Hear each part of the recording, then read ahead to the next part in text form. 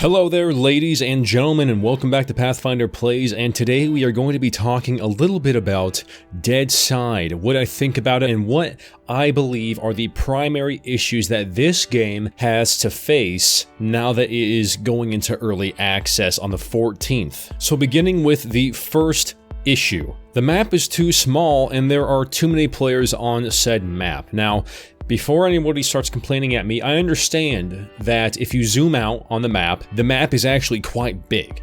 But I'm specifically talking about early access as it is right now and the map that we have, the unlocked portion of the huge map. If you have a server with 50-some players on it or 40-some players on it, this turns not into a PvPvE survivalist type of a game. It's essentially a glorified battle royale style game, because you spawn in and probably within like 5 minutes you come across multiple players with other handguns and you're going to get shot, knifed, or you're going to be doing the shooting or doing the stabbing, and someone's going to die, spawn, do it all over again. And the issue with this isn't necessarily that you're coming into players so often, it's just because I feel like it's missing the image that the developers had for their game. I don't think they intended it to be a BR-ish kind of a game, because what happens now that it's not a BR, you respawn immediately afterwards. It's not like you go back to a lobby and wait. It gets rid of the risk. Living and dying so quickly with zero repercussions gets rid of the risk. And ultimately, here's the main point, it devalues your character life. And it does this in 4 ways. Number 1, your death placement is marked. You always have a map, so you're going to know where you die usually most of the time, as long as you have somewhat of a map awareness. But even if you die and you weren't paying attention on where you were, you can simply look on your screen and see a red death placement, so you can run back immediately to where your character was and retrieve your gear. There's no issue finding your body again. Let's say you spawn on the other side of the map. I actually died today. I spawned so close to my body. I only spawned 280 meters away from my body. It didn't even matter that I died, because I was able to retrieve my gear right away. But let's say the game spawns you 2 kilometers away. It doesn't matter that you can't even get to your gear, and this is issue number 2. You find gear all over the place. Places that don't even make sense. Like, you can go into one of the construction buildings or the partially built buildings that you find on the beach or in the woods somewhere, and you're going to find bullets and handguns and shotguns. It takes no effort to find any vests or pants or gear or weapons of any kind, and that's partially what makes this game feel more like a BR, because you just go into a random building and find everything that you need, essentially. So you don't need to go back to the death area that is placed by a marker. You can find your gear. And even if you don't, I already went over number 3, you spawn so close to your body anyways most of the time that you can simply run back towards it for a minute, get your gear back, and then you're fine. I actually killed a guy. We killed each other. We traded, which was funny. And I came back because I was 280 meters away, took his gear and my gear, and then I left. I improved my game because I did die. And number 4, the 4th issue, is that because of the death placement, because of being able to find gear so easily, because of the map being small, because of the respawns being so confined, number 4, there is no gear fear. You're not scared to lose your gear. And I'm not saying that you should be like petrified. Like a lot of times in DayZ, the map is so huge and it's so punishing to die that people just try not to get into engagements as much. And there's no fun in zero PvP. It has to be there. But what having gear fear does, having some risk to engagements, whether that be time it takes to find gear, or knowing you won't have a spawn marker somewhere to find your body again. Having something, it will enable players and encourage them to think a bit more about if they really want to take this fight, because they could lose it all and it could be devastating. But there is none of that. These are the 4 issues that are subpoints to the map being too small.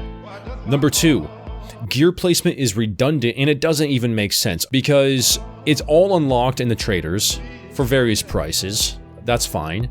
But the traders aren't even really necessary because you can find all that gear on NPCs, which are easily killable. You can find your vests, your guns, your bullets, your rags, and alcohol and food, everything out there. And it's not the fact that you can find it, but it's the fact that it's so plentiful. You know, there has to be some sort of a balance because it is redundant.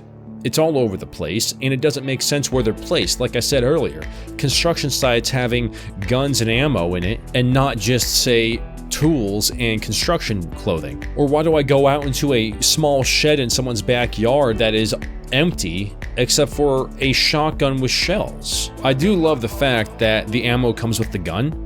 I love that. Those shouldn't be separated, because who in real life does that? Who separates those? Nobody. But the issue, once again, is the redundancy of it, and the placements don't make sense. You can literally just wander anywhere and find whatever you need. You don't even need, there's no critical thought that goes into planning your route, because you'll just like, oh, there's only warehouses and farmland over there? Barns?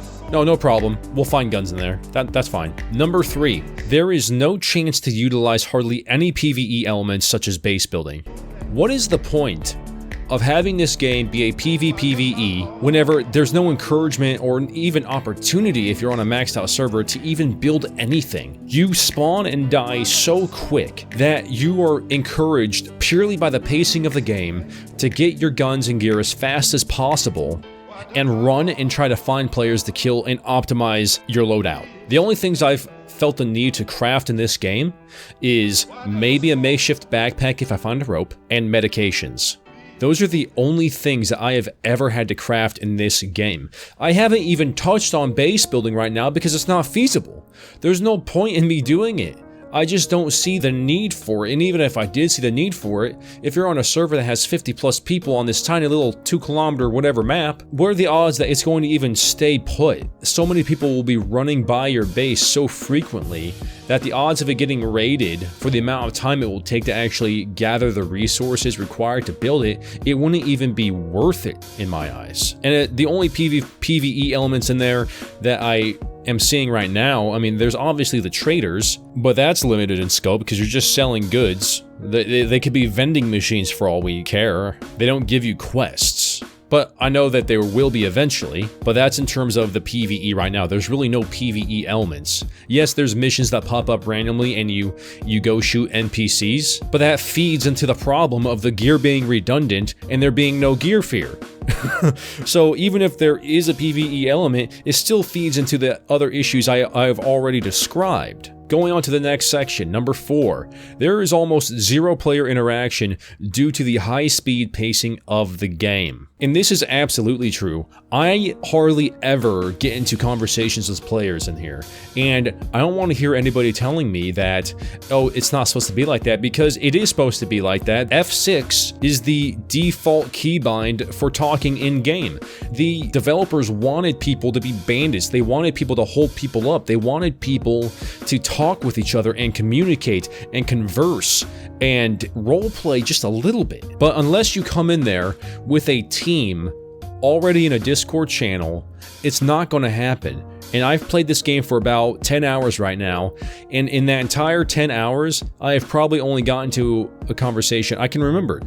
I've only gotten to a conversation with 3 people, and that didn't even matter, because like I said here, in this point, the high-speed pacing of the game, I met them for 1 minute, and then they died. From somebody else, from some naked dude with a pistol. Terrifying. Truly terrifying. One of the things that adds to the high-speed pacing of the game, which at times is fun, I'll admit, is the unlimited stamina. I always thought it would be fantastic if there was unlimited stamina. I play DayZ and I'm like, man, it sure does suck having this stamina bar, needing to walk and regain it, or escape from Tarkov, where, oh man, this sucks, I have to stop and get my energy levels back up. But man, was I wrong? Was I wrong? You can say goodbye to trying to chase anybody in this game, because by the time you aim, shoot, and maybe miss that target, they can run off into the woods and be gone, because there is no weight penalty for how much gear you're carrying. There's no stamina bar. You never run out. There's an auto run. Like, people could just run forever on this map. It is absolutely crazy to me. Number 5. The game is more fun with friends. And I feel like this is a staple in these kinds of games, or these kinds of games who are trying to be this kind of a community, the game is more fun with friends. I had more fun in those few minutes playing with 1 to 2 people that I met randomly within my 10 hours of gameplay than I did running solo on a 50-person server. And that's just a fact, because there's no really goal to this game. You spawn and there's zero human interaction for the most part, and you get killed and you respawn again and you kill somebody and they respawn again and they kill you. It is more fun with friends because they're the reason why you stay. They're the reason why you keep going and exploring. It's the conversation, it's the ideas being bounced off of each other, like, hey, let's go here, let's go there. I think I heard something over there. Hey, I haven't been there yet, let's explore that. Hey, you loot that building, we'll meet back here in the middle of the road or whatever. It's that kind of coordination that engages the player to the extent that they want to keep playing. But if you take that away, you're by yourself in your room, running around in essentially what is a non-stop battle royale. And this leads on to point number 6. The game is more fun solo on low population servers. I had more fun playing solo on a server that had 15 to 20 people, maybe 30, than I did playing solo on a maxed out 50 population server. And that's because having a lower population kind of fixed a lot of the issues that I have listed thus far. I ran into players less, and because you run into players less, you're scared to shoot them immediately because you don't know when you're going to run into another player, so you want to have a conversation with them. You want to take the opportunity and get to know this person a bit and really analyze, should I kill you? Could we run together? Can I trust you? You get that kind of engagement and encounters on a lower population server, and it's very interesting because it works only on this kind of a map, this small of a map, because if you have that on DayZ, people get bored. But here on Deadside, if you have a low pop server of 15 to 30 people, you know it's just a matter of time before you run into somebody. It may take 10-15 minutes, but you know you will. But it's just enough time to where you would rather not do it again, so it increases the chances that you or the other player will want to talk before shooting.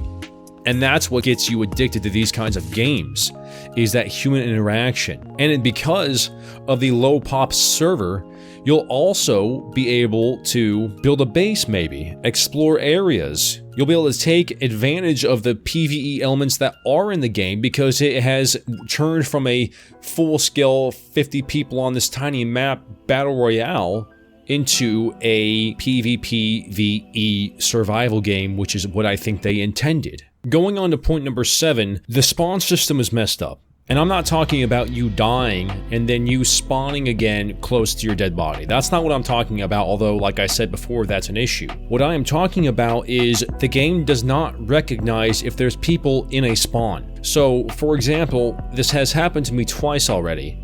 I have died and then I spawn in and there are people right in front of me and then they kill me immediately. That's not fun. It doesn't really matter that much because you're already dead and you have nothing anyways. And who knows, maybe this second death will make you get closer to where you previously died before. It could be a great thing. But let's say all the other issues get fixed, right? The last thing you want is to die, have that disappointment, lose all your gear, and then spawn in with the momentum to go get it back, and then you get headshot because there's somebody standing right next to you waiting for you to spawn in.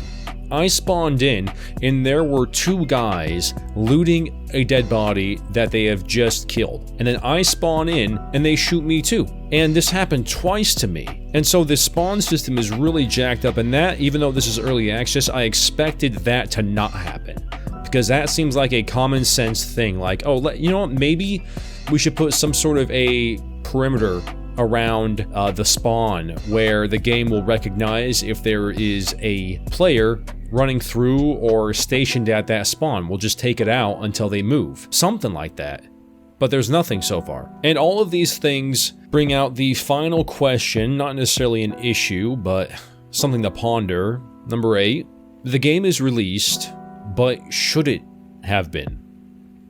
Should the game with these issues have been released? Now, there have been multiple games that are just frankly bad, and they have released on the early access, and for some reason, people still play them. In comparison to those kinds of games, this game is a gem. This game is fantastic, and this game does deserve to be on early access.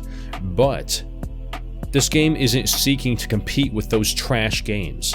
This game is seeking to compete with the likes of DayZ, upcoming Dead Matter. People have compared it to Miscreated, things like that. These are the competitors for this game. So should this game have released with these issues? Did they anticipate these issues is another question. I don't really know the answer to that. I feel like they would have been better off perhaps waiting a few more months and having more prolonged testing and feedback moments to avoid some of these issues. Maybe release the map whenever you have more of it finished to avoid a lot of these issues, in fact. That would have been a way to mitigate this video. But either way, here we are, regardless of what they could have done or didn't do or should have done. And now we have to see how it all plays out. Hopefully it doesn't occur to where in a year or so the game fixes its issues and in fact becomes the game that everybody wanted, but they have tarnished the player base to the extent that nobody really wants to go back to it and try it again. Hopefully that doesn't happen, because I think this game has significant potential, and I hate saying that, but it's true. That being said, guys, what do you think about Deadside? Was it worth buying? Is it worth the $20? Should it have come out in early access right now? What are the issues that you guys have experienced in this game? Or am I off my rocker? Am I completely wrong? Let me know what you guys think in the comments below. And if you have stuck around to this point, I just want to say thank you very much for watching this whole thing, for valuing my opinion so much as to just absorb all of it. And as always, if you guys like scares, survival, and scavenging, consider hitting that subscribe button. Share this with anybody you know that's thinking about playing Deadside. I want to help spread the word about the issues. I don't want to say, yes, this game is perfect, buy it now. These are some things to be aware of before you purchase. And all that being said, guys, I'll see you in the next one. Path out.